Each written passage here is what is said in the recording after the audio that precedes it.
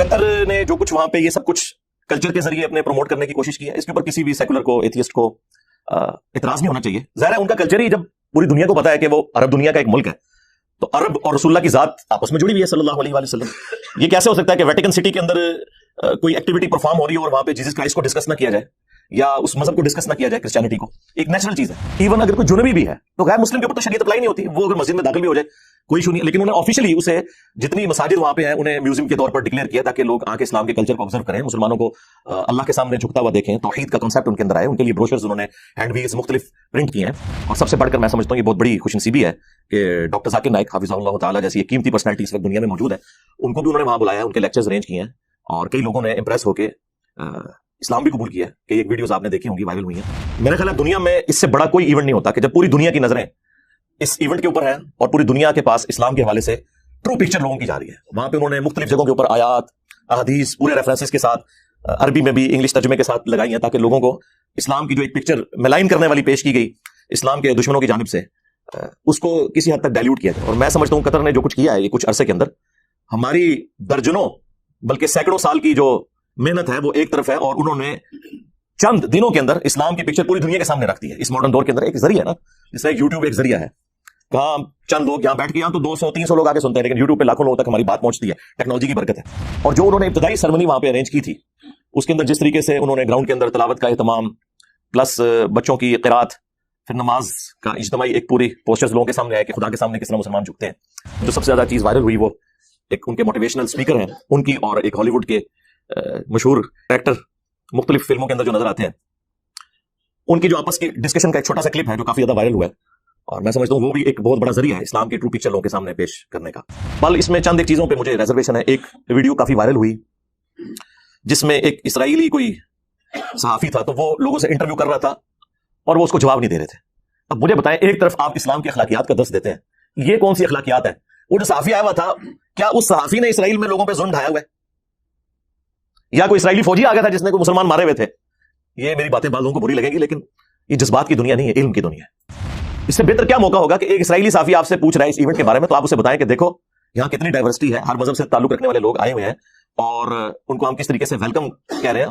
اور ایک طرف تمہارے ملک کے حکمران ہیں جنہوں نے جن عربیوں سے وہ زمینیں ہتھیائیں، آج اس زمین کے مالک بن کے انہی پر ظلم کر رہے ہیں اور انہیں وہ حق نہیں دے رہے جو UN کی قراردادوں کے تحت ان کا بنتا ہے.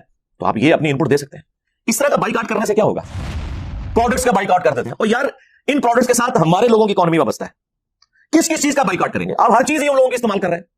آج تک کسی مولوی کو میں نے نہیں دیکھا کہ اس نے اپنا اسمارٹ فون پھینک دیا ہوگا کہ یہ امریکہ سے بن گیا ہے، یا آئی فون پھینک دیا ہوگا کہ یہ امریکہ سے بن گیا ہے.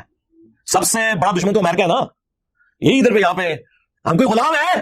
ہاں ہے یا نہیں، الگ بات ہے. کہانی تو آپ کو کروائی ہوئی ہے نا ان لوگوں نے. سب سے زیادہ امریکہ کا بجٹ جو لگ رہا ہے نا پاکستان میں، وہ KP میں لگ رہا ہے، اور سب سے زیادہ گالیاں بھی KP کے لوگ امریکہ کو نکال رہے ہیں US ایڈ کے تحت. ٹھیک ہے، لے کے کھاتے بھی ہیں، گالیاں بھی نکالتے ہیں. خیر یہ ان کی پولیٹیکل اپنی گینز ہوتی ہیں. سب سے جو شرمناک ہمارے لیے ایونٹ ہے نا، وہ جاپنیز کا گراؤنڈ کی صفائی کرنا ہے، جہاں پہ لوگ بیٹھے ہوئے تھے اور لوگ اپنی چیزیں وہیں پہ پھینک کے کوڑا کرکٹ جو انہوں نے سمیٹا وہاں پہ، اور انہوں نے کہا کہ یہ ہم کوئی کسی کو دکھانے کے لیے نہیں کر رہے ہیں، نہ ہم نے کسی سے ریوارڈ لینا ہے، یہ تو ہمارے کلچر کا حصہ ہے. اور واقعی یعنی دنیا میں سب سے سویلائز لوگ اس حوالے سے وہ ہیں. اسلام کو جو مطلوب ایک انسان جو لوگوں کے لیے فائدہ مند ہو وہ کہاں پہ ہوتے ہیں؟ تو آپ جاپان میں چلے جائیں اور دیکھ لیں. اسی وجہ سے ان کی سادگی اور لوگوں کو خوش رکھنے کی عادتیں، اگر آپ پرسنٹیج نکالیں، دنیا میں سب سے زیادہ لوگ جو 100 ایئرس کی ایج کراس کرتے ہیں نا، ریشو پروپورشن کے اعتبار سے اگر آپ دیکھیں، ویسے تو اس وقت دنیا میں سب سے زیادہ امریکہ میں ہے، لیکن امریکہ کی آبادی بہت زیادہ ہے نا، وہ جاپان میں سب سے زیادہ لوگ ہیں جو 100 کراس کرتے ہیں. پولیس کی انوالومنٹ 0 ہو چکی ہوئی ہے. 5 سال کا بچہ بھی یا بچی ہے وہ اکیلے اسکول جاتا ہے، اپنے سارے معاملات کو دیکھتا ہے. اور یہاں اسلامی جمہوریہ سو کالڈ پاکستان اسلام کا قلعہ، اس کے اندر کیا حالت ہے کہ ماں باپ کے ساتھ جاتے ہوئے بھی بچے سکیور کوئی نہیں ہے، اکیلے تو چھوڑ دیں. جنت پھر بھی تسی جانا ہے، یہ پتہ چل جائے گا، یہ مرو گے تو سارا کچھ کھل جائے گا کہ کنہیں جنت جانا ہے تو کنہیں جہنم میں جانا ہے. ہماری حدیث بس پوسٹر میں لگی رہے گی، وہ صحیح مسلم کی حدیث صحیح مسلم شریف کے اندر ہی رہے گی کہ صفائی نصف ایمان ہے. اللہ کے محبوب صلی اللہ علیہ وآلہ وسلم نے فرمایا صفائی نصف ایمان ہے. ظاہر ہے کہ مسلمان کی ساری عبادات معاملات اسی کے ساتھ ریلیٹڈ ہے. انہوں نے واقعی صفائی کی ہے اور لوگوں کو ایک میسج دیا، خصوصاً مسلمانوں کو، کہ باتیں تم کرتے تھے، تم گفتار کے غازی ہو اور کردار کے غازی ایسے ہوتے ہیں. الحمدللہ رب العالمین والصلاة والسلام علی سید الانبیاء والمرسلین وعلی آلہ واصحابہ وازواجہ وامتہ اجمعین الی یوم الدین. الحمدللہ آج 27 نومبر 2022 کو سنڈے کے دن ہمارا یہ پبلک سیشن نمبر 70 نمبر انشاءاللہ منعقد ہونے جا رہا ہے۔ آپ کے سوالات یہ پرچیوں کی شکل میں ریئل ٹائم میرے پاس آ چکے ہیں، لیکن ان کو ڈسکس کرنے سے پہلے اس ویک کا بلکہ اس مہینے کا سب سے بڑا کرنٹ ایشو ایک انٹرنیشنل ایونٹ فیفا کا جو ورلڈ کپ ہو رہا ہے قطر کے اندر، اس کے حوالے سے کچھ چیزیں میں ڈسکس کر لوں۔ ظاہر ہے آپ لوگوں کے انٹرسٹ کی چیز بھی ہے یہ۔ مجھے پرسنلی فٹ بال کے ساتھ کوئی دلچسپی نہیں ہے، میں نے زندگی میں کبھی کوئی فٹ بال کا ایک میچ بھی پورا نہیں دیکھا ہوگا، چند کوئی کلپس دیکھ لیے تو دیکھ لیے۔ لیکن یہ بات ماننے والی ہے کہ قطر نے جس طریقے سے اس سرمنی کو اسٹیبلش کیا ہے، پوری دنیا کے سامنے اسلام کی ٹرو پکچر، انٹروڈکشن اور جو پریزنٹیشن سکلز ہیں ان کی، اس کے حوالے سے مبارکباد کے مستحق ہیں قطر کی جو گورنمنٹ ہے اور جتنے بھی لوگ اس انتظامیہ میں شامل ہیں۔ اس میں قطر کی جو پالیسیز ہیں ادر دین اس ایونٹ کے، اس سے کسی کو اختلاف ہو سکتا ہے، ہمیں بھی کچھ چیزوں میں ریزرویشن ہے، لیکن اوورآل یہاں پہ جو انہوں نے کنڈکٹ اپنا شو کیا ہے وہ باقی پوری مسلم دنیا کے لیے اور خصوصاً ہم جیسے لوگ جو ٹھیکیدار بنے ہوئے اسلام کے، ان کے لیے ایک بہت بڑا، ایک سمجھ لیں ان کے منہ کے اوپر تماچا ہی میں کہوں گا۔ یہاں پہ بھی کئی ایک ورلڈ ایونٹس ہوئے ہیں اور یہاں کی صورتحال آپ کے سامنے ہے۔ قطر نے جو کچھ وہاں پہ یہ سب کچھ کلچر کے ذریعے اپنے پروموٹ کرنے کی کوشش کی ہے، اس کے اوپر کسی بھی سیکولر کو، ایتھیسٹ کو اعتراض نہیں ہونا چاہیے۔ ظاہر ہے ان کا کلچر ہی جب پوری دنیا کو پتا ہے کہ وہ عرب دنیا کا ایک ملک ہے، تو عرب اور رسول اللہ کی ذات آپس میں جڑی ہوئی ہے صلی اللہ علیہ وآلہ وسلم۔ یہ کیسے ہو سکتا ہے کہ ویٹیکن سٹی کے اندر کوئی ایکٹیویٹی پرفارم ہو رہی ہو اور وہاں پہ جیزس کرائسٹ کو ڈسکس نہ کیا جائے یا اس مذہب کو ڈسکس نہ کیا جائے، کرسچینٹی کو؟ ایک نیچرل چیز ہے، کوئی انہوں نے اسپیشلی یہ نہیں ہے کہ کوئی روٹین سے ہٹ کے چیزیں کی ہیں سوائے چند ایک چیزوں کے، اور وہ بھی لوگوں کی آسانی کی خاطر۔ ادروائز شراب اعلانیہ پینے کے اوپر پہلے بھی پابندی تھی، کوئی نئی پابندی انہوں نے نہیں لگائی ہے، بلکہ انہوں نے اس چیز کو عوام الناس تک اس حوالے سے پہنچا دیا ہے اور کلیریفیکیشن بھی اپنی دی ہے کہ بھئی ہم نے کوئی ایسی ایکٹیویٹی نہیں کی جو اسپیشلی آپ کو ٹارگٹ کیا ہو۔ اور اسی طریقے سے بے حیائی کے حوالے سے جو ان کا سٹانس ہے وہ بالکل وہ پہلے سے ہی ہے، اس میں کوئی نئی چیز انہوں نے ایڈ نہیں کی ہے، بلکہ انہوں نے تو ریلیکس کیا ہے کئی معاملات کے اندر۔ آپ دیکھیں اگر یعنی مساجد کے اندر غیر مسلموں کا داخلہ، شرعی اعتبار سے تو اس کے اوپر کوئی قباحت نہیں ہے، لیکن اسلام کے کلچر میں اسے برا سمجھتی ہے پبلک، جاہلیت کی وجہ سے۔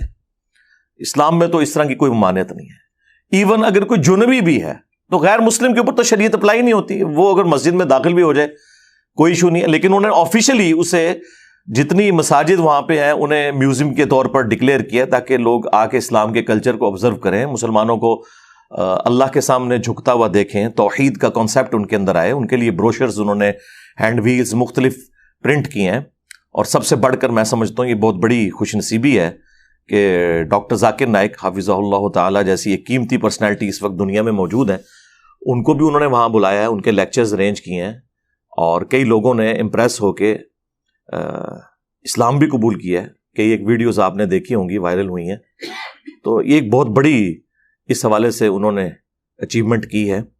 اور ڈاکٹر ذاکر نائک نے بھی یعنی اسپیسیفکلی جن ٹاپکس کو ہاتھ ڈالا ہے اس موقع کے اوپر، کامن ٹرمز کے اعتبار سے concept of God in all the religions, جو خدا کا تصور ہے تمام مذاہب کے اندر، اس کے اوپر اسپیسیفکلی انہوں نے ایمفسائز کیا ہے، اور اسلام خدا کا کیا تصور پیش کرتا ہے۔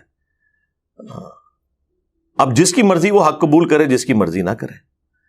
میرا خیال ہے دنیا میں اس سے بڑا کوئی ایونٹ نہیں ہوتا کہ جب پوری دنیا کی نظریں اس ایونٹ کے اوپر ہیں اور پوری دنیا کے پاس اسلام کے حوالے سے ٹرو پکچر لوگوں کی جا رہی ہے۔ وہاں پہ انہوں نے مختلف جگہوں کے اوپر آیات، احادیث، پورے ریفرنسز کے ساتھ عربی میں بھی انگلش ترجمے کے ساتھ لگائی ہیں تاکہ لوگوں کو اسلام کی جو ایک پکچر ملائن کرنے والی پیش کی گئی اسلام کے دشمنوں کی جانب سے، اس کو کسی حد تک ڈائلیوٹ کیا جائے. اور میں سمجھتا ہوں قطر نے جو کچھ کیا ہے یہ کچھ عرصے کے اندر، ہماری درجنوں بلکہ سینکڑوں سال کی جو محنت ہے وہ ایک طرف ہے، اور انہوں نے چند دنوں کے اندر اسلام کی پکچر پوری دنیا کے سامنے رکھ دی ہے. اس ماڈرن دور کے اندر ایک ذریعہ ہے نا، اس طرح یوٹیوب ایک ذریعہ ہے. کہاں چند لوگ یہاں بیٹھ کے، یہاں تو 200-300 لوگ آگے سنتے ہیں، لیکن یوٹیوب پہ لاکھوں لوگوں تک ہماری بات پہنچتی ہے. ٹیکنالوجی کی برکت ہے.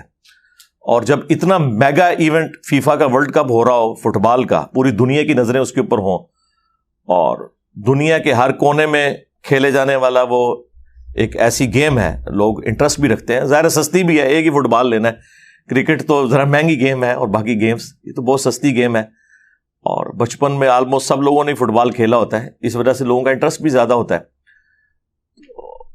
اور جو انہوں نے ابتدائی سرمنی وہاں پہ ارینج کی تھی، اس کے اندر جس طریقے سے انہوں نے گراؤنڈ کے اندر تلاوت کا اہتمام، پلس بچوں کی قرات، پھر نماز کا اجتماعی ایک پوری پوسچرز لوگوں کے سامنے آئے کہ خدا کے سامنے کس طرح مسلمان جھکتے ہیں. اور اس میں جو سب سے زیادہ چیز وائرل ہوئی وہ ایک ان کے موٹیویشنل سپیکر ہیں ان کی، اور ایک ہالی ووڈ کے مشہور ایکٹر مختلف فلموں کے اندر جو نظر آتے ہیں، ان کی جو آپس کی ڈسکشن کا ایک چھوٹا سا کلپ ہے جو کافی زیادہ وائرل ہوا ہے. اور میں سمجھتا ہوں وہ بھی ایک بہت بڑا ذریعہ ہے اسلام کی ٹرو پکچر لوگوں کے سامنے پیش کرنے کا. اس میں جو انہوں نے وہ آیت تلاوت کی سورہ الحجرات کی آیت نمبر 13، جب ان سے انہوں نے پوچھا کہ یہ جو ڈائیورسٹی ہے، مختلف دنیا کے اندر ہمیں مختلف مذاہب کے لوگ، رنگ و نسل کے لوگ نظر آتے ہیں، تو اس کے اندر کیا حکمت ہے؟ اور فٹ بال ایک ایسی گیم ہے جو دنیا میں بسنے والے ہر انسان کو جوڑ دیتی ہے، چاہے وہ کسی افریقن ملک سے ہے، یا امریکہ سے ہے، یورپ سے ہے، ایشیا سے ہے، سب کے سب لوگ اس کو دیکھ رہے ہوتے ہیں. تو اس کے والے سے انہوں نے جو قرآن کی آیت کوٹ کی، بڑی مشہور آیت ہے، ڈاکٹر ذاکر نائک نے بھی بارہا اپنے لیکچرز میں اس آیت کو کوٹ کیا ہے. اور میرا خیال ہے اس سے بہتر کوئی موقع نہیں تھا، اور نہ اس سے بہتر کوئی قرآن کی آیت مبارکہ تھی اس حوالے سے کہ کوٹ کی جاتی اسپیسیفکلی اس ایونٹ کے اوپر. سورہ الحجرات کی آیت نمبر 13، اعوذ باللہ من الشیطان الرجیم، بسم اللہ الرحمن الرحیم. یا ایھا الناس، اے لوگو، یہاں انسانیت کو خطاب ہے، چاہے وہ مسلمز ہیں چاہے نان مسلمز ہیں. انا خلقناکم من ذکر و انثی، بے شک ہم نے تمہیں ایک مرد اور ایک عورت سے پیدا کیا. یعنی یہ جتنی بھی ہیومینٹی آپ کو نظر آ رہی ہے، اس کا اوریجن ایک ہی جوڑا ہے، سیدنا آدم علیہ السلام اور سیدہ حوا سلام اللہ علیہا. وَجَعَلْنَاكُمْ شُعُوبًا وَقَبَائِلَ، اور ہم نے تمہیں مختلف خاندانوں میں اور قبیلوں میں بانٹ دیا. تو یہ تو اللہ تعالیٰ نے خود بانٹا ہے. بعض لوگ میرے اوپر بھی اعتراض کرتے ہیں کہ آپ مرزا ساتھ کیوں لکھتے ہیں. ظاہر ہے یہ اللہ تعالیٰ نے بانٹا ہے. صحابہ کرام بھی اپنے ناموں کے ساتھ قبیلوں کے نام لکھا کرتے تھے. ابو موسیٰ اشعری، تو یہ اشعری قبیلے کی نسبت سے تھا. ابو ذر غفاری، یہ غفاری جو نسبت لکھی جاتی تھی یہ ان کے قبیلے کی وجہ سے تھی. رسول اللہ کے ناموں میں ہاشمی بولتے ہیں صلی اللہ علیہ وآلہ وسلم، تو آپ کے قبیلے کی نسبت تھی. لیکن اس کی بنیاد کے اوپر کسی کو اونچا نیچا نہیں کرنا، وہ ایک الگ ٹاپک ہے. بہرحال یہ اللہ تعالیٰ نے خاندانوں میں اور مختلف قبائل کے اندر مختلف رنگ و نسل میں جو لوگوں کو بانٹا ہے، تو اس کا مقصد اللہ تعالیٰ نے پھر بتا دیا ساتھ ہی کہ ہم نے یہ سب کچھ اس لیے کیا لِتَعَارَفُوا، تاکہ تم ایک دوسرے کو پہچان سکو. اب یہ اتنا گہرا جملہ ہے. پہچاننا اس اعتبار سے بھی ہے کہ انسان جو ہے وہ اپنی رنگ و نسل کے جو لوگ ملتے جلتے ہیں ان کو آئیڈینٹیفائی کر لیتا ہے. جس طرح ہم بڑی آسانی سے بتا سکتے ہیں کہ یہ چائنیز ہیں، انڈونیشینز ہیں، اور فلپین کے رہنے والے لوگ ہیں، ان کی ایک طرح کی شکلیں نظر آتی ہیں. معذرت کے ساتھ ہم بھی انہیں ایک طرح کے ہی نظر آتے ہیں جب وہ ہمیں دیکھ رہے ہوتے ہیں. اور اس چیز کا احساس آپ کو ہو جائے گا کہ انہی چائنیز میں اگر آپ کو کوئی ایشین نظر آ جائے تو آپ کہیں گے یار یہ انڈیا، پاکستان یا بنگلہ دیش کا رہنے والا ہے. تو یہ ساری کی ساری چیزیں آپ حج کے موقع کے اوپر آبزرو کر سکتے ہیں جہاں پوری دنیا سے لوگ آئے ہوئے ہوتے ہیں. تو اس کا مقصد ہے ایک دوسرے کی پہچان ہو سکے. پھر ظاہر ہے اس سے لرن کرو کہ یہ اللہ تعالیٰ کے مختلف رنگ ہیں. اللہ تعالیٰ نے کسی کو خوبصورت بنایا ہے, کسی کو بدصورت بنایا ہے, کسی کو گورا بنایا ہے, کسی کو کالا بنایا ہے. اور اسی میں وہ مسند احمد کی حدیث ہے جو نبی علیہ السلام کا حجۃ الوداع کا خطبہ ہے, اس میں بھی نبی علیہ السلام نے یہی فرمایا کہ لوگوں تم ایک آدم سے پیدا ہوئے ہو اور آدم مٹی سے بنائے گئے تھے. کسی گورے کو کالے پر, کسی کالے کو گورے پر, کسی سرخ کو سیاہ پر, کسی سیاہ کو سرخ پر. کوئی فوقیت حاصل نہیں ہے مگر تقوی کی بنیاد پہ. اور یہ بات قرآن کے اندر آئی ہوئی ہے اسی کے ساتھ, ان اکرمکم عند اللہ اتقاکم, بے شک اللہ کے نزدیک سب سے زیادہ عزت والا وہ ہے تم میں سے جو زیادہ متقی ہے. یہ متقی سے مراد داڑھی پگڑی اور گیٹ اپ نہیں ہے, جو واقعی خدا سے ڈرنے والا ہے. کیونکہ یہاں تو اکثریت لوگوں نے مذہب کا لبادہ اوڑھا ہوا ہے دنیاوی منفعت کے لیے. اسی لیے صحیح مسلم میں حدیث ہے کہ اللہ تعالیٰ تمہاری شکلوں اور مال کو نہیں دیکھتا, دلوں اور اعمال کو دیکھتا ہے. کون اچھی کام کرتا ہے, اچھی ڈیڈز کس کے اندر ہیں. کیونکہ شکل اللہ نے کیوں دیکھنی ہے, شکل تو خود اس نے بنائی ہے. کسی کی شکل کے اوپر اسے تانا بھی نہیں دیا جا سکتا, کسی کے رنگ کے اوپر اسے تانا نہیں دیا جا سکتا. دیکھیں آج ہمیں حضرت بلال حبشی سے محبت ہے تو کیا ان کی شکل دیکھ کے محبت ہے؟ وہ ہمارے سامنے بھی آ جائیں تو شاید سب کانٹیننٹ کے لوگوں کو ان کی شکل پسند نہ آئے. جو یہاں پہ کرائٹیریا ہے کسی کو جج کرنے کا کہ جی ناک باریک ہونا چاہیے, ہونٹ پتلے ہونے چاہیے, تو حبشی جو ہے اس کے تو ہونٹ بھی موٹے ہوں گے, ناک بھی موٹا ہوگا, رنگ بھی کالا ہی ہوگا. یہ نہیں ہے کہ وہ حضرت بلال حبشی جو ہیں وہ ان کی شکل و صورت کوئی ایسی تھی کہ جو ایک آئیڈیل شکل و صورت, ہم ان کے کردار کی وجہ سے ان سے محبت کرتے ہیں. صحابہ اکرام کو ہم نے نہیں دیکھا ہوا, حضرت ابو بکر, عمر, عثمان, علی رضی اللہ عنہم اجمعین وعلیہم السلام اجمعین, لیکن ہم ان کے کردار کی وجہ سے, ان کی جو کمٹمنٹ تھی اللہ کے لیے, اس کے محبوب صلی اللہ علیہ وآلہ وسلم کے لیے, اس کی وجہ سے ہم ان سے محبت کرتے ہیں. تو سب سے بہتر وہ ہے جو تم میں متقی ہو, ڈرنے والا ہو. کس سے؟ اللہ سے. Accountability of the day of judgement, کہ مجھے اللہ کے حضور پیش ہو کر اپنے اعمال کا حساب دینا ہے. اور اعمال کون کون سے؟ حقوق اللہ بھی اور حقوق العباد بھی. یہ نہیں ہے کہ میں 5 وقت نماز پڑھ رہا ہوں, حج میں نے کیا ہوا ہے, لمبی سی داڑھی رکھ لی ہے, ایک تھان کی پگڑی باندھ لی ہے, اور اپنے یتیم بھانجوں اور بھتیجوں کی جائیداد کے اوپر قبضہ بھی کر لیا ہے, اور یہ سمجھ رہا ہوں کہ چلو پہلے میں اگر 2 نفل پڑھتا تھا اب 4 نفل تہجد کے پڑھ دیا کروں گا اور یہ گناہ معاف کرو. نہ, اسلام میں ایسا نہیں ہوگا. مسلم شریف میں حدیث ہے, جانتے ہو مفلس کون ہے؟ صحابہ نے عرض کیا اللہ کے رسول, ہم تو اسی کو مفلس سمجھتے ہیں جس کے پاس دنیا کا مال نہ ہو.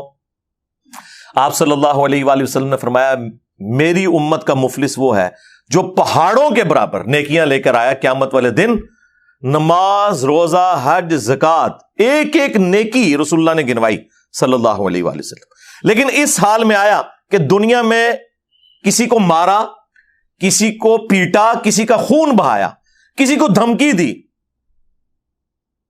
تو وہ سب کے سب لوگ اللہ کے حضور حاضر ہوں گے کہ یا اللہ آج تو ہمیں بدلہ چاہیے. اللہ تعالیٰ فرمائے گا آج کے دن کی جو نیکیاں ہیں نا وہی ہے کرنسی آج کی, تو اس کی نیکیاں لے جاؤ. ایک ایک کر کے لوگ وہ دنیا میں کیے ہوئے جو ظلم تھے ان کے ایکویلنٹ اس کی نیکیاں لے جائیں گے, اس کا نامہ اعمال خالی ہو جائے گا. ابھی بھی کچھ لوگ باقی ہوں گے جن کا اس نے حساب و کتاب والا معاملہ اللہ کے حضور ہونے والا ہوگا. اللہ تعالیٰ فرمائے گا اس کی نیکیاں تو ختم ہے, چلو اب اس طرح کرتے ہیں, تمہارے گناہ اس کے نامہ اعمال میں ڈالتے ہیں اور وہ جہنم میں پھر پھینک دیا جائے گا. یعنی اس کی نیکیاں دھری کی دھری رہ گئی, صرف اس وجہ سے کہ اس نے حقوق العباد کے معاملے میں, اللہ تعالیٰ نے حقوق العباد کا معاملہ بندوں کے اوپر چھوڑا ہوا ہے. بہت کریٹیکل ایشو ہے. بخاری میں حدیث ہے جس نے کوئی لین دین کا معاملہ کسی کے ساتھ کیا ہوا ہے دنیا ہی میں پورا کر لے, آخرت کی کرنسی درہم اور دینار نہیں ہوں گے بلکہ نیکیاں ہوں گی. اب مجھے بتائیں آخرت میں اگر انسان کوئی نامہ اعمال لے کے گیا اور وہ ان وجوہات کی بنا پر خالی ہو گیا تو اس سے بڑی شرمندگی اس کے لیے کیا ہو سکتی ہے؟ دنیا میں تو اس نے لبادہ نیکی کا اوڑھا ہوا تھا, اور دنیا کا کوئی مال وہاں لے بھی جائے قبول نہیں کیا جائے گا. قرآن میں اللہ تعالیٰ نے کئی مقامات پہ فرمایا کہ اگر پوری زمین سونے کی کسی کے پاس ہو تو وہ فدیے کے طور پر دے دے گا اپنی جان چھڑانے کے لیے. لیکن یہ بفرض محال ہے, ایسا ہوگا نہیں. وہاں تو جسم پہ کپڑے بھی نہیں ہوں گے قیامت کے دن جب اٹھایا جائے گا. بخاری مسلم میں حدیث ہے کہ سب کے سب لوگ ننگے اٹھائے جائیں گے جس طرح پیدا ہوئے تھے. سب سے پہلے ابراہیم علیہ السلام کو لباس پہنایا جائے گا. صرف انبیاء کا پروٹوکول ہوگا کہ انہیں لباس پہنایا جائے گا, ادروائز باقی سب کے سب لوگ ننگے ہوں گے. تو صحابہ نے عرض کی کہ اللہ کے رسول, لوگ ایک دوسرے کو اس طرح دیکھ رہے ہوں گے؟ تو رسول اللہ نے فرمایا وہ دن اس سے زیادہ سخت ہوگا کہ کوئی شخص کسی کی طرف دیکھے, اسے تو اپنی فکر پڑی ہوئی ہوگی. اللہم اجرنا من النار, اللہم اجرنا من النار, آمین. اللہم حاسبنا حسابا یسیرا, آمین. خیر اس کے اوپر تو اب گھنٹوں بولا جا سکتا ہے, یہ تو ٹاپک ہی ایک ایسا ہے. بہرحال جسے خدا کی شناخت ہے, خدا کا خوف ہے, اللہ کا تقوی ہے جس کے اندر, وہ اللہ کے حضور سب سے زیادہ عزت والا ہے. ان اللہ علیم خبیر, بے شک اللہ تعالی علم والا اور جاننے والا ہے. اس کے علاوہ بھی کئی ایک مقامات ہیں قرآن میں, اگر آپ کو شوق ہو. سورہ النساء کی پہلی آیت, وہ بھی پوری انسانیت کو خطاب ہے. چلے میں کراس ریفرنس کے طور پہ آپ کو یہاں پہ بیان کر دیتا ہوں.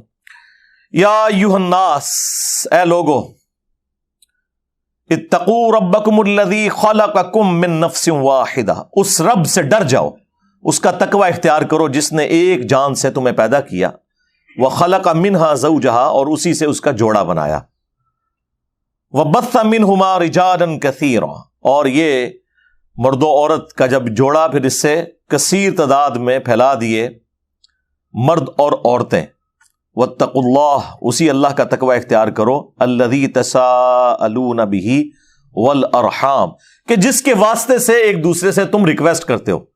یعنی جب مسئلہ بالکل پھنس جائے نا تو لوگ کیا کہتے ہیں, یار اللہ کے لیے معاف کرتے ہیں. یہ آخری بات ہوتی ہے جب کوئی آرگومنٹ باقی نہ رہے. تو اللہ تعالیٰ بات ہے جس رب کا واسطہ دیتے ہو نا جب تمہارے مسئلے پھنسے ہوئے ہوتے ہیں, اس سے ڈرو بھی. یعنی لوگوں کو تو کہہ رہے ہو کہ اللہ سے ڈرو اور مجھ پر رحم کرو, تم بھی اللہ سے ڈرنے والے ہو یا نہیں؟ والارحام, اور رحمی رشتوں کا بھی خیال رکھنا. یہ حقوق العباد والا معاملہ آ گیا. یعنی جو آپ کی رشتہ داریاں ہیں ان میں کوئی قطع تعلقی والا معاملہ, کسی کے ساتھ بدسلوکی والا معاملہ نہ ہو. ان اللہ کان علیکم رقیبا, بے شک اللہ تعالیٰ تمہیں دیکھ رہا ہے جو کچھ تم کر رہے ہو, تمہارے اوپر خود اللہ تعالیٰ گواہ ہے. یہ سورہ الحجرات کی آیت انہوں نے پڑھی, اور یہ سورۃ النساء تو چلے میں نے کراس ریفرنس کے طور پر آپ کو بتا دی. الحمدللہ یہ یعنی جس طریقے سے انہوں نے ایونٹ کو وہاں مینیج کیا اور آیات اور احادیث کو ڈسپلے کر کے ٹرو پکچر اسلام کی پیش کرنے کی کوشش کی ہے, ایک بہت بڑی ایکٹیویٹی ہے. بل اس میں چند ایک چیزوں پہ مجھے ریزرویشن ہے. ایک ویڈیو کافی وائرل ہوئی جس میں ایک اسرائیلی کوئی صحافی تھا, تو وہ لوگوں سے انٹرویو کر رہا تھا اور وہ اس کو جواب نہیں دے رہے تھے. اب مجھے بتائیں, ایک طرف آپ اسلام کی اخلاقیات کا درس دیتے ہیں, یہ کون سی اخلاقیات ہیں؟ وہ جو صحافی آیا ہوا تھا, کیا اس صحافی نے اسرائیل میں لوگوں پہ ظلم ڈھایا ہوا ہے؟ یا کوئی اسرائیلی فوجی آ گیا تھا جس نے کوئی مسلمان مارے ہوئے تھے؟ یہ میری باتیں بعض لوگوں کو بری لگیں گی, لیکن یہ جذبات کی دنیا نہیں ہے, علم کی دنیا ہے. یہ تو بڑا اچھا موقع ہے, آپ وہاں لوگوں کے سامنے اپنا مقدمہ رکھ سکتے ہیں. اگر آپ نے فلسطین کو سپورٹ کرنا ہے تو اس کا طریقہ کار یہ بھی ہو سکتا ہے کہ آپ گفتگو کر کے اس میں اپنی ان پٹ اس حوالے سے دے سکتے ہیں, اسرائیل کو کنڈیم کر سکتے ہیں, لوگوں کو بتائیں. اس سے بہتر کیا موقع ہوگا کہ ایک اسرائیلی صحافی آپ سے پوچھ رہا ہے اس ایونٹ کے بارے میں, تو آپ اسے بتائیں کہ دیکھو یہاں کتنی ڈائیورسٹی ہے, ہر مذہب سے تعلق رکھنے والے لوگ آئے ہوئے ہیں, اور ان کو ہم کس طریقے سے ویلکم کہہ رہے ہیں. اور ایک طرف تمہارے ملک کے حکمران ہیں جنہوں نے جن عربیوں سے وہ زمینیں ہتھیائیں, آج اس زمین کے مالک بن کے انہی پر ظلم کر رہے ہیں, اور انہیں وہ حق نہیں دے رہے جو یو این او کی قراردادوں کے تحت ان کا بنتا ہے. تو آپ یہ اپنی ان پٹ دے سکتے ہیں. اس طرح کا بائیکاٹ کرنے سے کیا ہوگا؟ پروڈکٹس کا بائیکاٹ کر دیتے ہیں. اور یار ان پروڈکٹس کے ساتھ ہمارے لوگوں کی اکانومی وابستہ ہے. کس کس چیز کا بائیکاٹ کریں گے؟ آپ ہر چیز ہی ان لوگوں کی استعمال کر رہے ہیں. آج تک کسی مولوی کو میں نے نہیں دیکھا کہ اس نے اپنا اسمارٹ فون پھینک دیا ہو کہ یہ امریکہ سے بن گیا ہے, یا آئی فون پھینک دیا ہو کہ یہ امریکہ سے بن گیا ہے. سب سے بڑا دشمن تو امریکہ ہے نا. یہی ادھر پہ یہاں پہ ہم کوئی غلام ہے؟ ہاں ہے یا نہیں, یہ علیحدہ بات ہے. کہانی تو آپ کو کروائی ہوئی ہے نا ان لوگوں نے. سب سے زیادہ امریکہ کا بجٹ جو لگ رہا ہے نا پاکستان میں, وہ کے پی میں لگ رہا ہے, اور سب سے زیادہ گالیاں بھی کے پی کے لوگ امریکہ کو نکال رہے ہیں یو ایس ایڈ کے تحت. ٹھیک ہے, لے کے کھاتے بھی ہیں, گالیاں بھی نکالتے ہیں. خیر یہ ان کی پولیٹیکل اپنی گینز ہوتی ہیں. حقیقت یہ ہے کہ دنیا میں آپ نے رہنے کے لیے اختلاف رائے اپنا رکھنا ہے, اپنی اسٹریٹجیز بنانی ہے, لیکن اعلانیہ جنگ تو نہیں کسی کے ساتھ ڈکلیئر کر دینی. خیر اب تو خان صاحب نے بھی یو ٹرن لے لیا ہے, تو انشاءاللہ امید ہے کہ ان کے ماننے والے بھی تھوڑی نرمی کا مظاہرہ کریں گے. خیر یہ جو اسرائیلی صحافی کے ساتھ جو کچھ ہوا, میں تو اسے کنڈیم کروں گا. بالکل یہ ایک مسلمان کا ایٹیچیوڈ نہیں ہونا چاہیے. کوئی اچھی پکچر نہیں گئی ہے آپ کی, یہ اپنے دماغ سے نکال دیں. یہ آپ کو یہاں پہ نعروں میں چیزیں اچھی لگتی ہیں. اور سب سے جو شرمناک ہمارے لیے ایونٹ ہے نا, وہ جاپنیز کا گراؤنڈ کی صفائی کرنا ہے, جہاں پہ لوگ بیٹھے ہوئے تھے اور لوگ اپنی چیزیں وہیں پہ پھینک کے کوڑا کرکٹ جو انہوں نے سمیٹا وہاں پہ, اور انہوں نے کہا کہ یہ ہم کوئی کسی کو دکھانے کے لیے نہیں کر رہے ہیں, نہ ہم نے کسی سے ریوارڈ لینا ہے, یہ تو ہمارے کلچر کا حصہ ہے. اور واقعی یعنی دنیا میں سب سے سویلائزڈ لوگ اس حوالے سے وہ ہیں. یعنی اگر آپ کہنا کہ اسلام کو جو مطلوب ایک انسان جو لوگوں کے لیے فائدہ مند ہو وہ کہاں پہ ہوتے ہیں, تو آپ جاپان میں چلے جائیں اور دیکھ لیں. اسی وجہ سے ان کی سادگی اور لوگوں کو خوش رکھنے کی عادتیں, اگر آپ پرسنٹیج نکالیں, دنیا میں سب سے زیادہ لوگ جو 100 ایئرس کی ایج کراس کرتے ہیں نا, ریشو پروپورشن کے اعتبار سے اگر آپ دیکھیں, ویسے تو اس وقت دنیا میں سب سے زیادہ امریکہ میں ہے, لیکن امریکہ کی آبادی بہت زیادہ ہے نا, وہ جاپان میں سب سے زیادہ لوگ ہیں جو 100 کراس کرتے ہیں. پولیس کی انوالومنٹ 0 ہو چکی ہوئی ہے. 5 سال کا بچہ بھی یا بچی ہے وہ اکیلے اسکول جاتا ہے, اپنے سارے معاملات کو دیکھتا ہے. اور یہاں اسلامی جمہوریہ سو کالڈ پاکستان اسلام کا قلعہ, اس کے اندر کیا حالت ہے کہ ماں باپ کے ساتھ جاتے ہوئے بھی بچے سکیور کوئی نہیں ہے, اکیلے تو چھوڑ دیں, جنت پھر بھی تسی جانا ہے. یہ پتہ چل جائے گا, یہ مرو گے تو سارا کچھ کھل جائے گا کہ کنہیں جنت جانا ہے تو کنہیں جہنم ہی جانا ہے. تو ان جاپنیز نے پوری دنیا کو میسج دیا. ہماری حدیث بس پوسٹر میں ہی لگی رہ گئی, وہ صحیح مسلم کی حدیث صحیح مسلم شریف کے اندر ہی رہ گئی کہ صفائی نصف ایمان ہے. اللہ کے محبوب صلی اللہ علیہ وآلہ وسلم نے فرمایا صفائی نصف ایمان ہے. ظاہر ہے کہ مسلمان کی ساری عبادات معاملات اسی کے ساتھ ریلیٹڈ ہے. مسلم شریف میں یہ حدیث ہے کہ ہر مسلمان پر ہفتے میں 1 دن غسل کرنا ضروری ہے, جس میں وہ اپنے جسم کا میل صاف کرے. تو یہ مسلم شریف میں ہی صفائی کی باتیں رہ گئیں. قرآن میں ہی وضو اور غسل کے بارے میں جو احکامات ہیں وہ قرآن میں ہی لکھے رہ گئے. انہوں نے واقعی صفائی کی ہے اور لوگوں کو ایک میسج دیا, خصوصاً مسلمانوں کو, کہ باتیں تم کرتے تھے, تم گفتار کے غازی ہو اور کردار کے غازی ایسے ہوتے ہیں. حالانکہ مسلم شریف میں ایک حدیث ہے, نبی علیہ السلام سے ایک صحابی نے کہا یا رسول اللہ مجھے کوئی نصیحت کیجئے جو میرے لیے فائدہ مند ہو. تو آپ نے فرمایا کہ راستے میں کوئی بھی تکلیف دہ چیز دیکھو تو اسے وہاں سے ہٹا دو. یہ دیکھیں, یہ مسلم شریف ہے, مولانا شریف نہیں. بخاری اور مسلم دونوں میں حدیث ہے, اللہ کے محبوب صلی اللہ علیہ وآلہ وسلم فرماتے ہیں کہ راستے سے تکلیف دہ چیز کو دور کرنا بھی اللہ کے حضور صدقہ اور نیکی ہے, اس کا اجر ملے گا.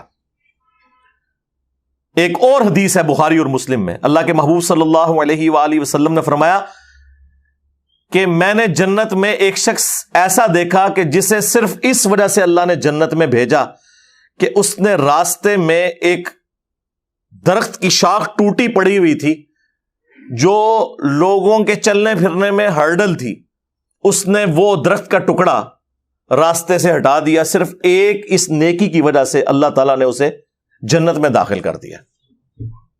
بس ہم سبحان اللہ ہی پڑھ سکتے ہیں. موٹر وے کے اوپر آپ دیکھیں کیا حرکت. میں حیران ہوتا ہوں, بالکل سیوک سینس ہے ہی نہیں اس نیشن کے اندر. اپنی حالت یہ ہے کہ نیسلے کی بوتل پی رہے ہیں, اور یار وہ بوتل کتنی وزنی ہے کہ اس کی وجہ سے گاڑی کوئی تمہاری پنکچر ہو جائے گی, اور وہ موٹر وے پہ یوں پھینک دیتے ہیں. یورپ اور امریکہ میں یہ لوگ نہیں پھینکتے. یہی لوگ پاکستان ایئرپورٹ پہ اترے, اور آپ دیکھیں ایئرپورٹ پہ جہاز سے اترتے ہی سگریٹ لگائیں گے, اور ڈبی اگر خالی ہوئی ہے تو یہ تو میں نے خود دیکھا ہے, وہیں پہ پھینک دیں گے, کیونکہ قانون کی حکمرانی نہیں ہے نا یہاں پہ. یہ ان لوگوں کا سینس ہے.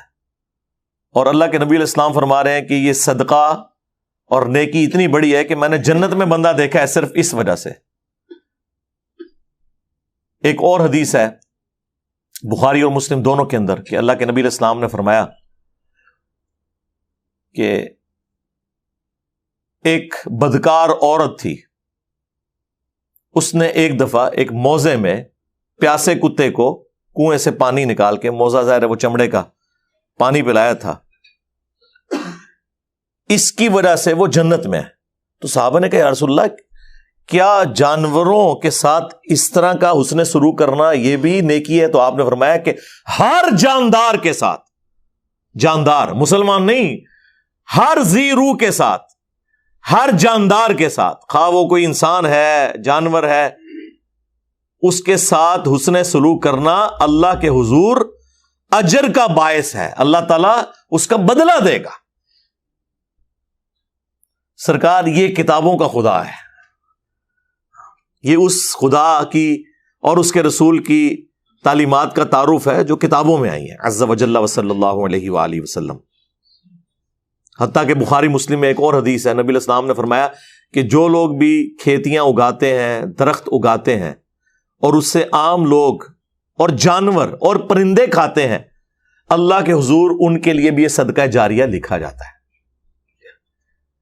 یہ تو ہمارے ریلیجن کے اندر تھی چیزیں جو آج ہمیں اخلاقی قوانین گورا بتا رہا ہوتا ہے کہ جی آپ نے جو ہے وہ درخت لگانے ہیں اور بڑی فائدہ مند چیز ہے. یار ہمارے لیے تو ویسے ہی موٹیویشن ہے کہ ہم نے اللہ سے اجر لینا ہے, دنیا میں نہ بھی ملے. تو مسلمان کے لیے تو یہ چیزیں بالکل واضح ہونی چاہیے. اور اس کا سائملٹینیس کنٹراسٹ بخاری مسلم دونوں میں حدیث ہے کہ ایک عورت تھی نیک, وہ صرف اس وجہ سے جہنم میں چلی گئی کہ اس نے ایک بلی کو قید کر دیا, اور وہ بلی بھوکی پیاسی مر گئی. اس کی وجہ سے اللہ تعالیٰ نے اسے جہنم میں پھینک دیا کہ تم نے اس بلی کو آزاد کیوں نہ کیا کہ یہ کھا پی سکتی. ویسے آپ بلیاں پال سکتے ہیں, کوئی مسئلہ نہیں, لیکن ان کی خوراک کا اہتمام کریں. تو اللہ تعالیٰ جانداروں کے معاملے میں اتنا زیادہ سختی فرمانے والا ہے, تو انسانیت کی قدر تو پھر آپ سوچ سکتے ہیں. باقی ہم تو اس موقع کو غنیمت جان کے مسلمانوں کو جھنجھوڑنے کی کوشش کرتے ہیں. چلیں یہ فٹ بال کے بہانے سے ہی لوگوں کو اسلام کی ٹرو پکچر تو نظر آئے.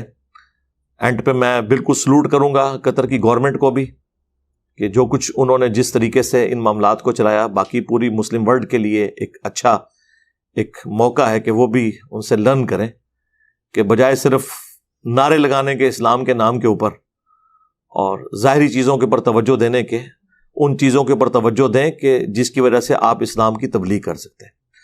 صلو علی محمد وآل محمد, اللہم صلی علی محمد وعلی آل محمد واصحاب محمد وازواج محمد وامت محمد اجمعین الی یوم الدین, آمین.